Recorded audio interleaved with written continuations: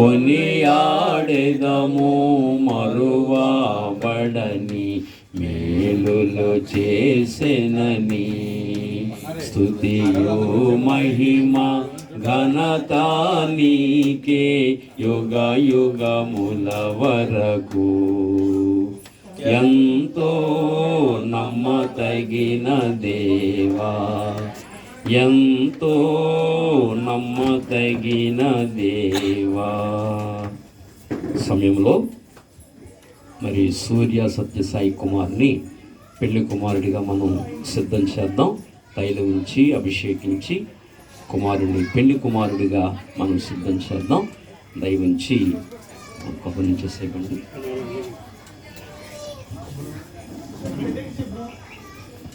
రారా ఒకసారి, తర్వాత చూద్దాం. రా ఒకసారి ఫోటో తీసి.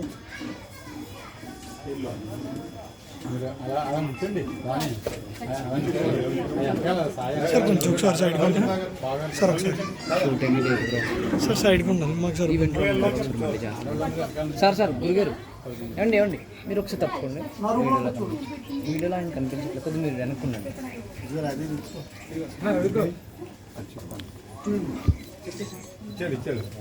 ఏమండి కొంచెం సైడ్కి ఉండాలి.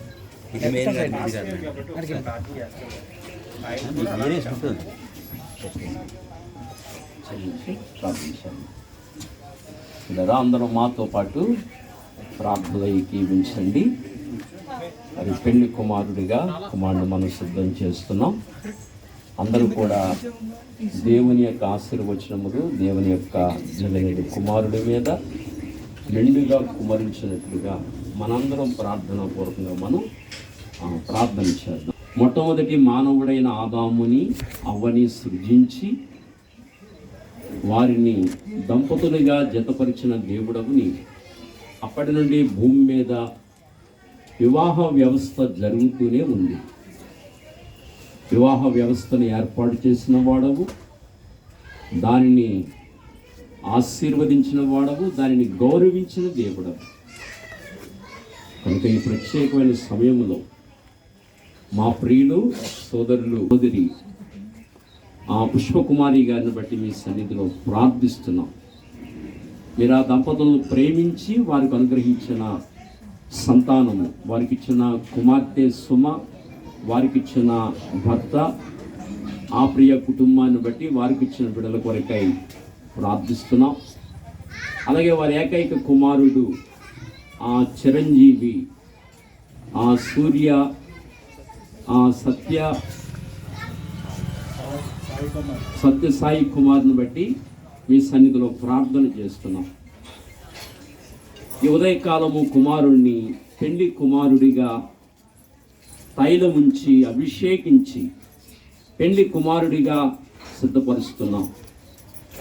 29వ తారీఖు ఉదయకాలం జరగబోయే వివాహానికి దానికి ముందు దాన్ని బట్టి మల్లెపూడి గ్రామ వాస్తవ్యులు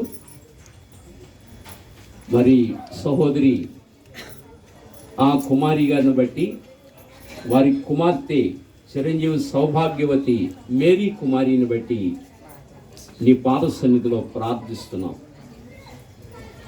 ఈ ప్రత్యేకమైన సమయంలో మేరీ కుమారిని మరి సత్యసాయి కుమారికి ఇచ్చి వివాహం చేయాలని ఉభయ కుటుంబాలు పెద్దలు అలాగే రక్త సంబంధులు దైవజనులు నిర్ణయించి ఉండగా 29వ తారీఖున జరిగిన వివాహానికి ముందుగా ఈరోజు సాయి కుమార్ని పెళ్లి కుమారుడిగా సిద్ధపరుస్తూ ఉండగా, మేరీ కుమారిని పెళ్లి కుమార్తెగా సిద్ధపరుస్తూ ఉండగా మీ మెండైన ఆశీర్వచనములు వీరి మీద మెండుగా ఉంచి మీ దీవెనతో నింపమని మీ పాద సన్నిధిలో ప్రార్థిస్తున్నాం. తైలముంచి అభిషేకించి ప్రార్థించి కుమారుడిని పెళ్లి కుమారుడిగా సిద్ధపరుస్తూ ఉండగా, పెద్దలందరూ ఆశీర్వదిస్తూ ఉండగా మీ మెండైన దీవెనలు వారి మీద కుమరించవలసిందిగా నీ పాద సన్నిధిలో ప్రత్యేకంగా ప్రార్థన చేస్తూ మహిమ ఘనత కీర్తి ప్రభావములు నీ నామమునకు ఆరోపించుకుంటూ ఈ సమయంలో కుటుంబ రక్త సంబంధం బట్టి బంధుమిత్రులను బట్టి వచ్చిన ప్రియులందరినీ బట్టి నీ పాదశంలో ప్రార్థిస్తున్నాం. సత్యబాబు గారి యొక్క తల్లిగారు సత్యవతి గారిని బట్టి ఇంకా వారి తమ్ముళ్ళు వారి యొక్క కుటుంబ రక్త సంబంధం బట్టి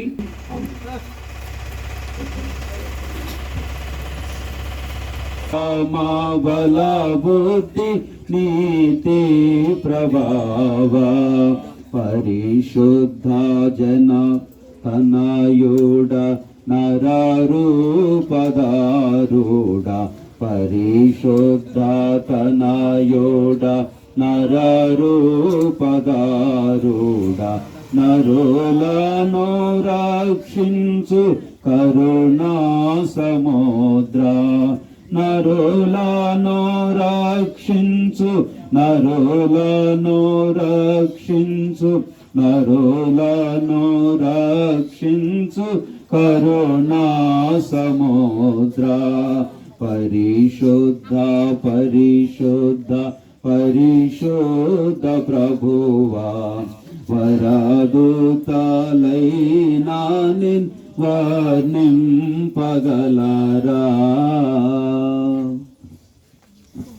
ఈ సందర్భంగా దేవుని మాటలు జ్ఞాపకం చేసుకుందాం.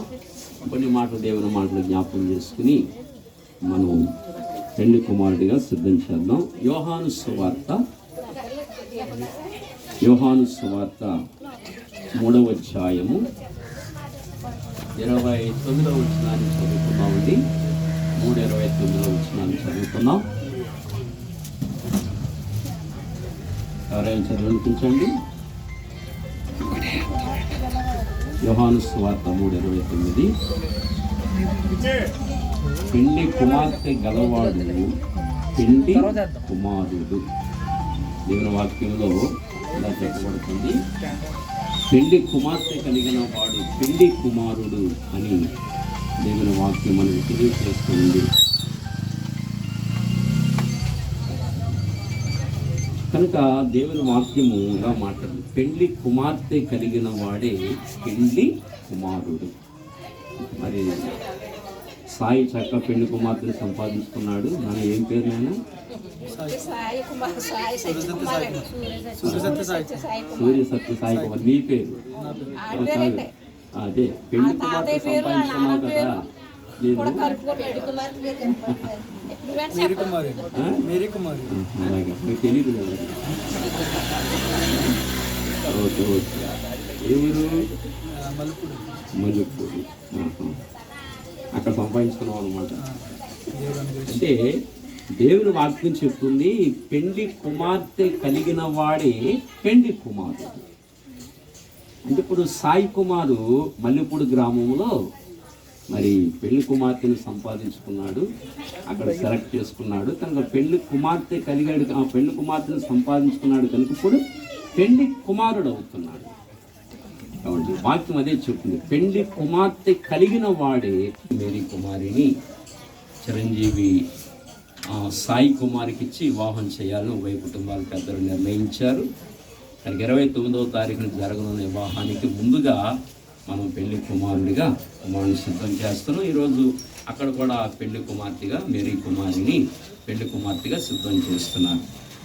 29వ తారీఖు జరిగే వివాహానికి ఇదంతా సిద్ధపాటు. ఇలా ఎందుకు చెయ్యాలి? పెళ్లి కుమారుడిగా పెళ్లి కుమార్తెగా ఎందుకు చెయ్యాలి? ఈ తంతు అంతా ఎందుకు జరగాలి?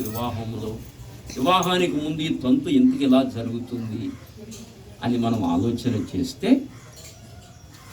పెళ్లి కుమార్తె కలిగిన వాడు పెళ్లి కుమారుడు ఎలాగయ్యాడో అలాగునే మనలో ఉన్న ఆత్మలకి పరమాత్ముడు పెళ్లి కుమారుడు. మనలో ఉన్న ఆత్మలకి పరమాత్ముడు పెళ్లి కుమారుడు. అయితే ఆ పెళ్లి కుమార్తెను సంపాదించుకున్న వాడు ఎవరంటే ప్రభువైన యేసుక్రీస్తు వారు.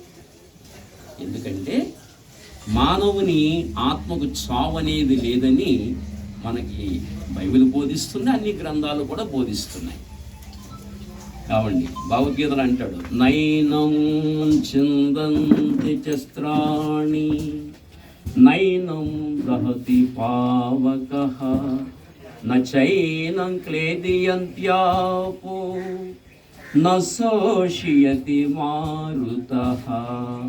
అంటే ఆ మాటకు అర్థం ఆత్మకి నాశనము లేదంటాడు. అసలు ఆ మనలో ఉన్న ఆత్మకి చావు అనేదే లేదంట. అది యుగయుగాలు బ్రతుకుతుంది. అది ఎక్కడ బ్రతకాలంటే మానవులందరూ కూడా శరీరాన్ని విడిచిపెట్టిన తర్వాత దేవుని దగ్గరికి వెళ్ళి జీవించాలి.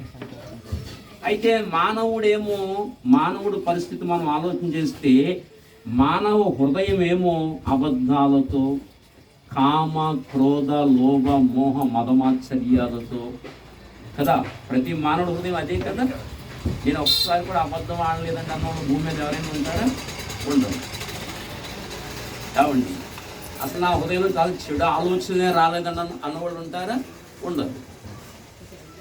ఇది మనం ఆలోచించాలి. అవును కదండి. మానవులందరూ అపవిత్రులు. అబద్ధాలతో, కామ, క్రోధ, లోభ, మోహ, మదమాత్సర్యములతో మానవులు నింపబడ్డారు. అందుకనే వేద సూక్తి చెప్పింది, పాపోహం పాప కర్మ పాపాత్మ పాప సంభవ పాహిమా కృపయా దేవ శరణాగత వృత్సల అన్నాడు. పాపములో పుట్టి మనం పాపములో పెరిగి పాప కర్మలు చేస్తున్నాం. మానవులందరూ పాపులు.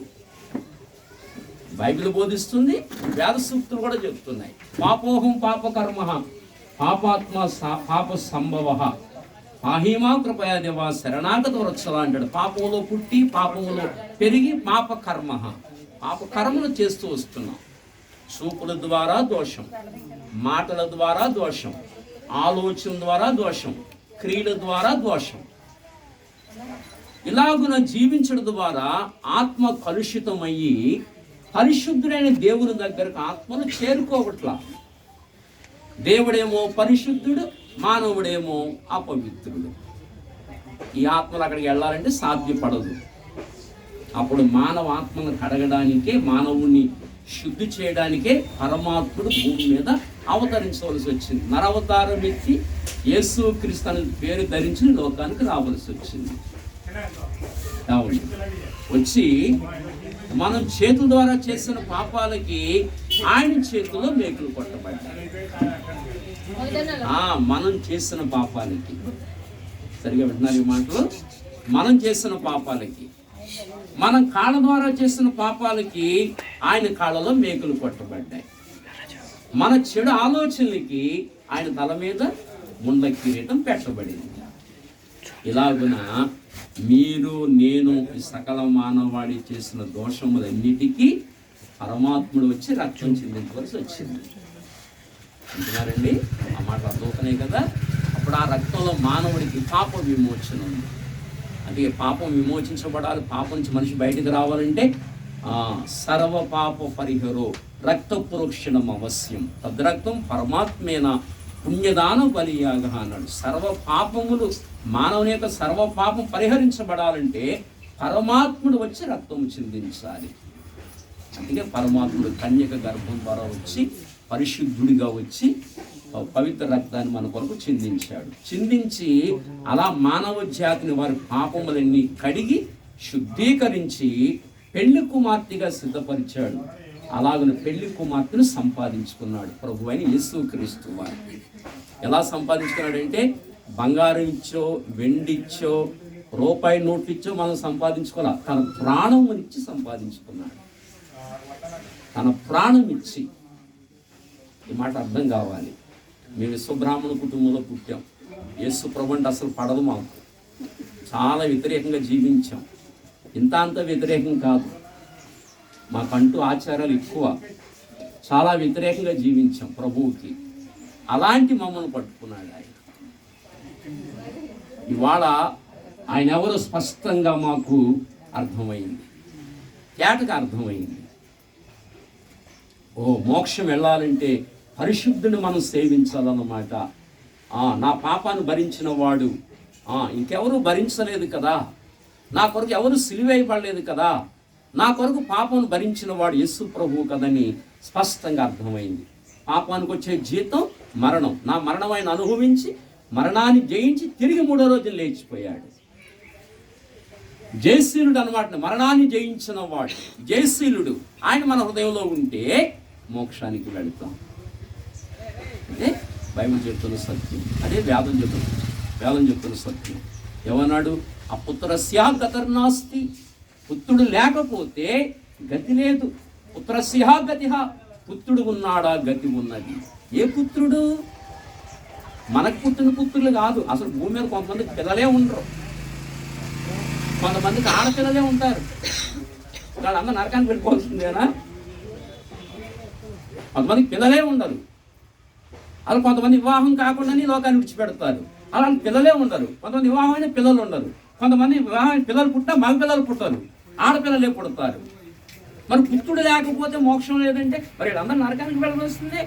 ఆ పుత్రుడు కాదు, దైవ పుత్రుడు ఇక్కడ జన్మించాడు.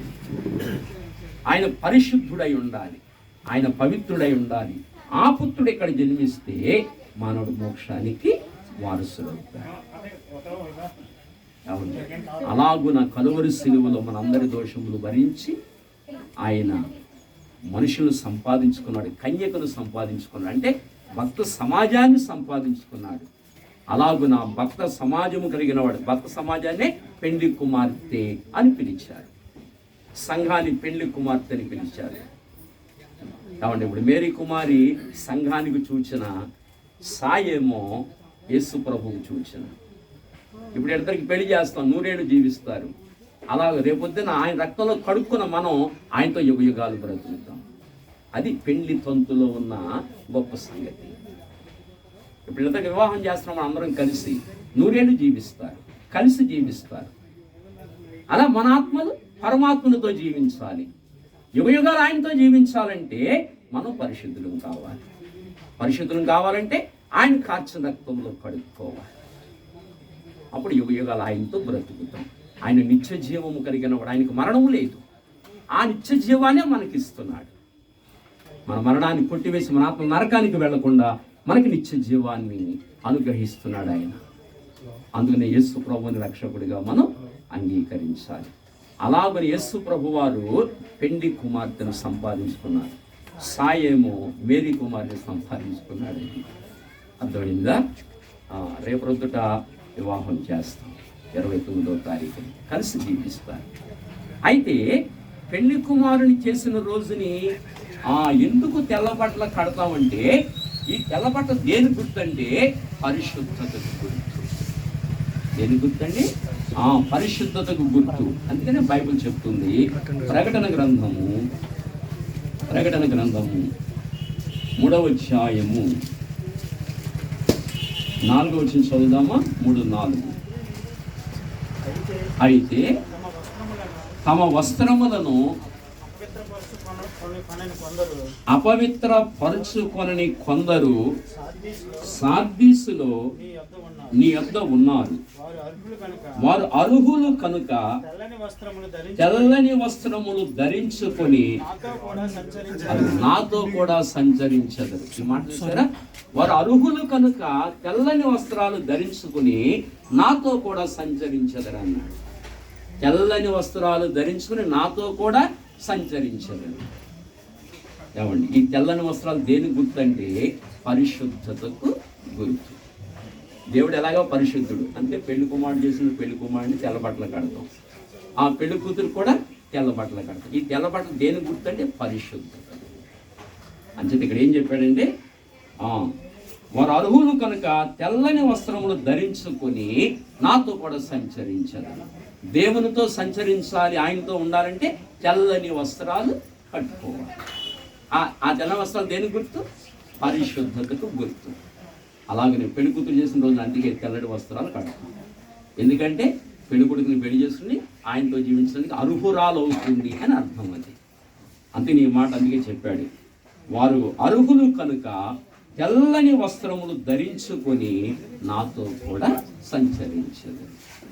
అంచేత పెళ్లి కుమారుడు చేసిన రోజుని, పెళ్లి కుమార్తెను చేసిన రోజుని తెల్లటి బట్ట ఎందుకు కడతామంటే వాళ్ళు పెళ్లికి అర్హులు అని చెప్పడానికి ఆ వస్త్రాలు కడతాం. కనుక ఆ వస్త్రాలు దేని గుర్తంటే పరిశుద్ధతకు గుర్తని మనం జ్ఞాపకం చేసుకోవాలి. ఇంకొక మాట చదువుకుని మనం వాక్యాన్ని ముగించుకుందాం. దయవించి చూడండి, ప్రకటన గ్రంథము 7వ అధ్యాయము 14-15 వచనాలు. 14-15 వచనాలు చదువుకున్నాం. అందుకు నేను 7 నాన్న 14-15. ఓకే. అందుకు నేను అయ్యో అయ్యా నీకు తెలియననగా నీకే తెలియననగా అతడు ఆ, ఇలాగ నాతో చెప్పాను. చెప్పాను. వీరు మహాశ్రమల నుండి వచ్చిన వారు ఓకే. గొర్రెపిల్ల రక్తములో అదిగో గొర్రె పిల్ల రక్తములో తమ వస్త్రములను తమ వస్త్రములను ఉతుకుకొని వాటిని వాటిని తెలుపు చేసుకొని, అది గొర్రె పిల్ల రక్తములు అంటే ప్రభువైన యేసుక్రీస్తు వారి రక్తములు. ఆయన పరిశుద్ధుడు. ఆ పరిశుద్ధ రక్తములో తమ జీవితాలు కడుక్కుని తెలుపు చేసుకున్నారంటాడు. అది ఏం కడుక్కుని? తమ వస్త్రాలు కడుక్కుని ఉతుక్కుని తెలుపు చేసుకుని అంటాడు. అంటే పరిశుద్ధులు అయ్యారు, నా రక్తంలో కడుక్కుని పరిశుద్ధులు అయ్యారు, వారి జీవితాలు మార్చుకున్నారు అని దేవుడు చెప్తున్నాడు. తెల్లని వస్త్రాలు ధరించుకున్నారు అంటాడు. అలా తెల్లని వస్త్రాలు ధరించుకున్న కారణంగా వారు ఎక్కడుంటారంటే వారు 15 వచనము, ఎందువలన వారు తమ వస్త్రాలు తెలుపు చేసుకున్నారు కనుక, పరిశుద్ధులు అయ్యారు కనుక, అందువలన వారు దేవుని సింహాసనం ఎదుట ఉండి రాత్రి మళ్ళీ ఆయన సేవిస్తారు. యుగ యుగాలు ఆయన దగ్గర ఉంటారు. నరకానికి వెళ్ళరు ఇంక వాళ్ళు. యుగ యుగాలు ఆయనతో ఉంటారు. తెల్లటి వస్త్రాలు ధరించుకున్నారు కనుక యుగ యుగాలు ఆయనతో ఉంటారు. పరిశుద్ధులు అయ్యారు కనుక ఆయనతో యుగ యుగాలు జీవిస్తారు. అలాగే ఈరోజు పెళ్లి కుమారుడిగా పెళ్లి కూతురిగా వీళ్ళని సిద్ధపరుస్తున్నాం. పెళ్లి కుమార్తెగా మేరీ కుమారుడు సిద్ధపడుతుంది. తెల్లటి బట్టలు కడతారు ఈరోజు. ఎందుకంటే ఇంకో పెళ్లి కుమారుడు సాయిని పెళ్లి చేసుకుని 100 ఏళ్ళు తనతో ఉంటుంది. అది అందుకు పెళ్లికి ముందు అందుకనే పెళ్లి కుమారుడిగా పెళ్లి కూతురిగా సిద్ధం చేస్తాం. అలా సిద్ధం చేసినప్పుడు నల్ల బట్టలు ఎవరు కడతారా? రంగు బట్టలు కడతారా? మీరు ఎక్కడైనా చూసారా? నల్ల బట్టలు కట్టరు, రంగు బట్టలు కట్టరు. ఏ బట్టలు కడతారు? ఈ తెలుపు దేని గుర్తు? పరిశుద్ధతకి గుర్తు. పరిశుద్ధత మనకు ఎలా వస్తుంది? యేసు ప్రభు కార్య రక్తంలో కడుక్కుంటే. యేసు ప్రభు ఎవరు? పరిశుద్ధుడు. ఎలా పుట్టాడు ఆయన? కన్యక గర్భము ద్వారా పరిశుద్ధుడిగా అవతరించాడు. అంచేత ఆయన కార్చిన రక్తములో మన దోషాలు కడుక్కుని జీవితాలు మార్చుకోవాలి. అవి తెల్లని వస్త్రాలతో పోల్చాడు. అలా పరిశుద్ధమైన జీవితం జీవిస్తే ఆయన పెళ్లి చేసుకుని యుగ యుగాలు ఆయన సన్నిధిలో ఉంటాం. అలాగే ఈరోజు పెళ్లి కూతురు మేరీ కుమారు తెల్లబట్టలు కట్టుకుని పరిశుద్ధురాలై సాయిని పెళ్లి చేసుకుని 100 ఏళ్ళు తనతో ఉంటుంది.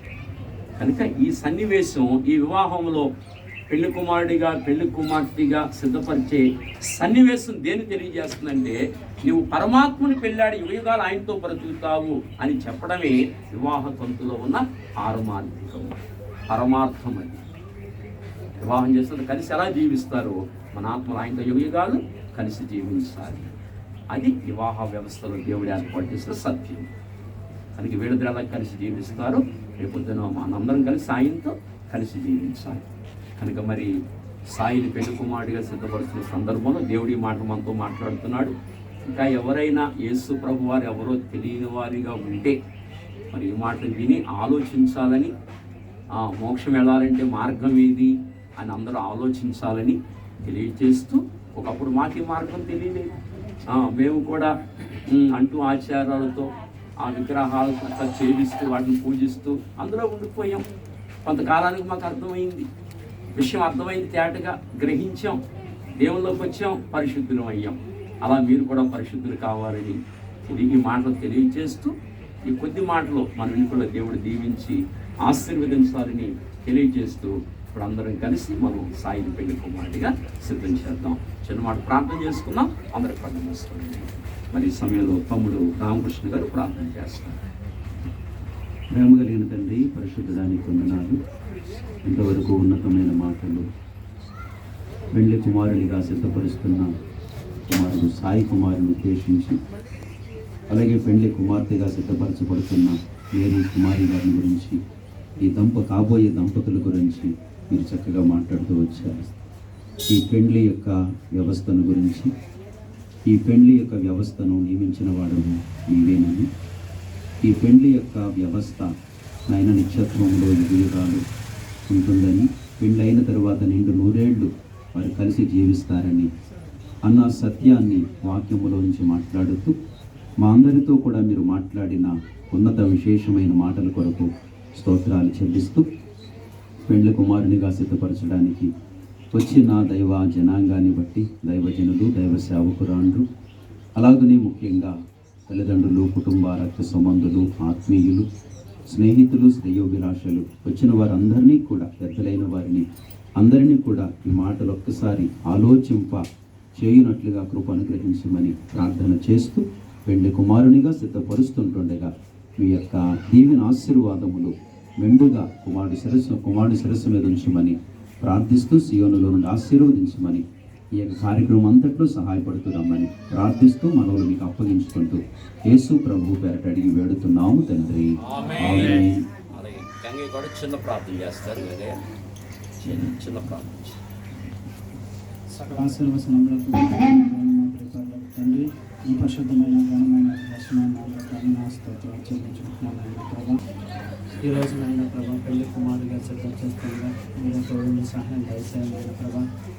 మీరు దాసుల ద్వారా మీరు లేఖనాల ద్వారా మాతో మాట్లాడుతూ వచ్చారు.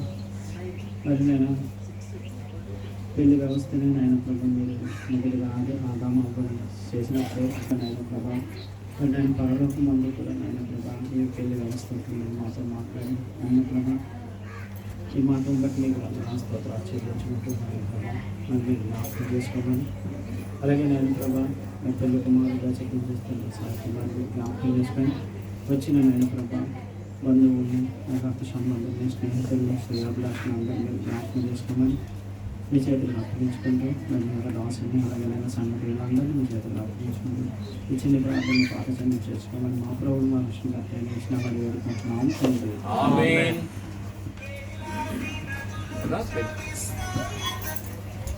ఈ సమయంలో అందరం కలిసి పెళ్లి కుమారుడిగా మనం సిద్ధం చేద్దాం. అందరూ చక్కగా తైలం రాసి, గంధం రాసి ఆ విధంగా మనం పెళ్లి కుమారుడి స్థాయిని సిద్ధం చేద్దాం. సర్వ సృష్టికర్త నాయనది కృపానిధి నీకే వందనాలు స్తోత్రాలు. నాయన నీ దాసులు ఎంతవరకు నాయన ఈ పెండ్లు కుమారుని చేయడానికి వాడుకున్నందుకు వారు చెప్పిన మాటలు నాయన యోహాను సువార్త 3వ అధ్యాయం నుంచి పలికిన ప్రతి సందేశాన్ని నాయన తండ్రి ప్రకటన గ్రంథం నుంచి మాట్లాడిన ప్రతి సందేశాన్ని అయా తండ్రి ప్రభాషణ లేని ప్రజలుంటే వారి హృదయాల్లో అయా అవి వాక్యాన్ని నాటుకునేటట్లుగా సహాయం ఇచ్చేయండి. అయ్యా నీ దాసులు పరిచయం దీవించండి. కూడి ఉన్న బంధువర్గాన్ని అందరూ పేరు పేరు చెప్పని దీవించండి. మరీ ముఖ్యంగా బాబు సత్యబాబు గారిని బట్టి, నాయన పుష్ప గారిని బట్టి, వారికి ఇచ్చిన ప్రథమ కుమారుని బట్టి ఆమె కూడా రక్షణ, ఆ కుమార్తె కూడా రక్షణ అనుభవాలకు నడిపించండి. మరీ ముఖ్యంగా నాయన సూర్య తండ్రి ప్రభ సూర్య సాయిని బట్టి నేను స్తుతిస్తూ ఉన్నా. వివాహం అన్నిటికంటే ఘనమైంది అంటున్నారు. ఆ ఘనమైన కార్యాన్ని ఎంతో కాలం నుంచి ఆయన కుటుంబం ప్రార్థిస్తున్నారు, నీ దాసులు ప్రార్థిస్తున్నారు, మేము ప్రార్థన చేస్తున్నాం. మా ప్రార్థన ఆలకించి దైవికంగా చేయాలని ఆరాటపడినప్పుడు, ఆశపడినప్పుడు చక్కటి యోగ్యమైన కుమార్తె దూరం వద్దన్నప్పుడు దగ్గరలోనే నా తండ్రి నీకే వందనాలు. మేరీ కుమార్ని సిద్ధపాటు చేసినందుకు నీకు స్తోత్రాలు. వివాహం అన్నిటికంటే ఘనమైంది అంటున్నారు. ఆ ఘనమైన కార్యాన్ని ఈరోజు పెండ్లి కుమారుని చేస్తున్న సాయం మీ చేతులకి అర్పణ చేస్తున్న నిశ్చయంగా నీ మహిమతో నింపండి, నీ ప్రభావంతో నింపండి. అనేక బిడ్డలకు ఆశీర్వాదకరంగా, దీవెనికరంగా, మేలుకరంగా నాయన ప్రభ నూతన వధువులను నింపమని ప్రార్థన చేస్తున్నాను. అక్కడ కుమారిని కూడా ప్రభ నాయన తండ్రి నీకే వందనాలు. మేరీ కుమార్ని కూడా పెండ్లి కుమార్తెని చేస్తుండగా ఆమెతో కూడా నీ ప్రసన్నత, నీ వెలుగు, నీ తాకిని, నీ అభిషేకం ఉంచి నాయన బిడ్డని తండ్రి ఆ పెండ్లి కుమార్తె శేష విషయంలోని ఆత్మాభిషేకంతో నింపి మీరు వాడుకోనండి ప్రభ. 29ని జరుగుతున్న వివాహ మహోత్సవం ప్రభ ఘనంగా జరిగించు. రేపు జరుగుతున్న ప్రధాన కార్యక్రమం నాయన ఇప్పుడు జరుగుతున్న పెండ్లి కుమారి కార్యక్రమం అంతా కూడా ఆశీర్వాదకరంగా, దీవెనకరంగా, మేలుకరంగా జరిగించమని ఆయన కుటుంబస్తుల్ని తండ్రి సంఘాన్ని అంతటి కూడా మీ చేతులకి అర్పణ చేసుకుంటూ, బంధువర్గాన్ని అందరినీ కూడా మీ చేతులకి అర్పణ చేసుకుంటూ, ఇక్కడ నిలిచిన వారు ఎవరికైనా రక్షణ అయితే వారిని కూడా రక్షణ అనుభవం నడిపించమని బాబు నీ చేతులకి అర్పణ చేసుకుంటూ, పెండ్లి కుమార్తె నీ చేతులకు అర్పణ చేసుకుంటూ, నూతన వధువర్లు ఇద్దరిని కూడా నిశ్చయముగా తండ్రి యొక్క కుమారుడి యొక్క పరిశుద్ధాత్మ నామములో దీవించి పెండ్లి కుమారుని చేస్తున్న కుమార్తెని కుమారుని కూడా నీ చేతులకే సమర్పణ చేసుకుంటూ వాక్యాన్ని నీరు కట్టి ఫలింపచేయమని యేసుక్రీస్తు వారి అతి శ్రేష్టమైన ఉన్నతమైన మహిమగల నామమున వేడుకుంటున్నాం తండ్రి. ఆమేన్.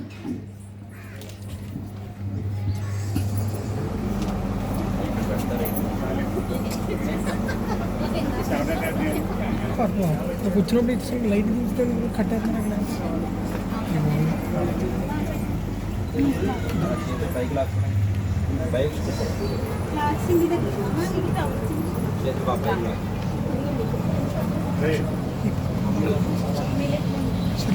సార్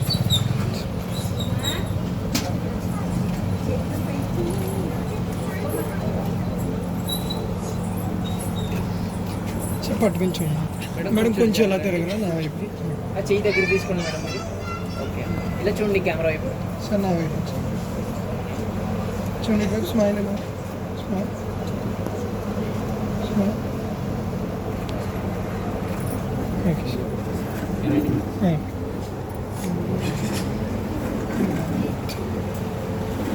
దగ్గర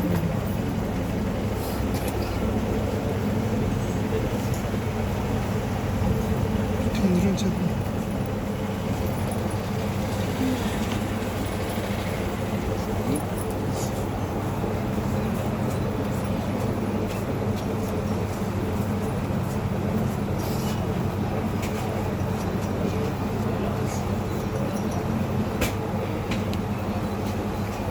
పట్టుకొని చూడండి కొంచెం ఇలా తిరగండి మేడం నా వైపు చేతులు కొంచెం స్ప్రెడ్ చేయండి చాలు చేసి చూడండి ఇటువైపు ఒకసారి స్మైల్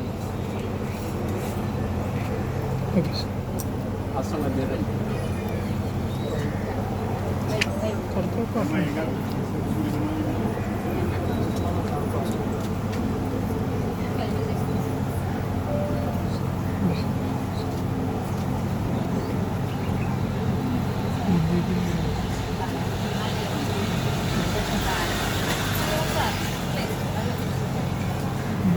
మేడం ఇలా తిరిగి రాయిరండి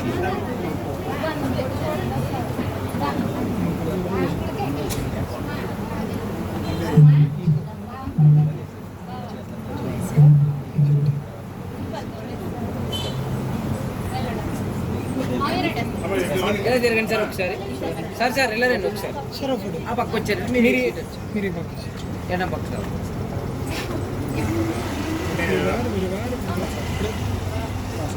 మేడం అవి పక్కన పెట్టేసిండి అలా వేస్తారు డెకరేషన్ చేసిన సార్ డెకరేషన్ వేస్తారు ఇలా చూడండి ఒకసారి సార్ మీరు ఒకసారి సార్ కొంచెం ఎలా తిరగరా నా వైపుకి ఓకే సార్ పర్ఫెక్ట్ కొద్దిగా దూరం జరగండి చాలండి చూడండి సార్ ఇటువైపు స్మైల్ ఒకసారి స్మైల్ సార్ ఇటువైపు మేడం ఇటువైపు మేడం ఒకసారి ఇటువైపు సార్ మీరు కూడా ఒకసారి మేడం ఇటువైపు చూడండి ఒకసారి స్మైల్ ఓకే థ్యాంక్ యూ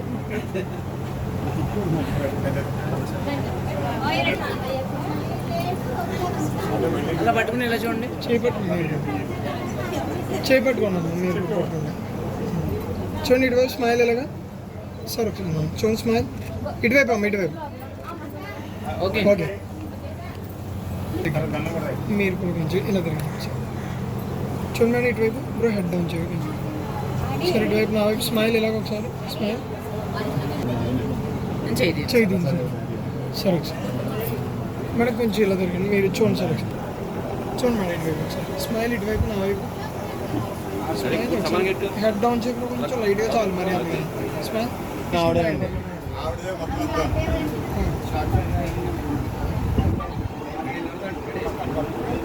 చూడండి అమ్మ కొంచెం ఇటువైపు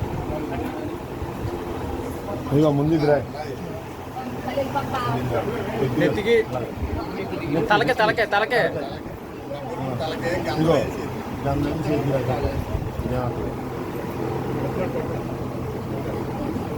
10 నిమిషాలు చూడండి ఒకసారి చూడండి ఇటువైపు ఒకసారి స్మైల్ ఇలాగా ఇంకా హెడ్ కొంచెం డౌన్ చేయి కొంచెం ఇటు చాలు సార్ నా వైపు చూడండి స్మైల్ ఇలాగా ఒకసారి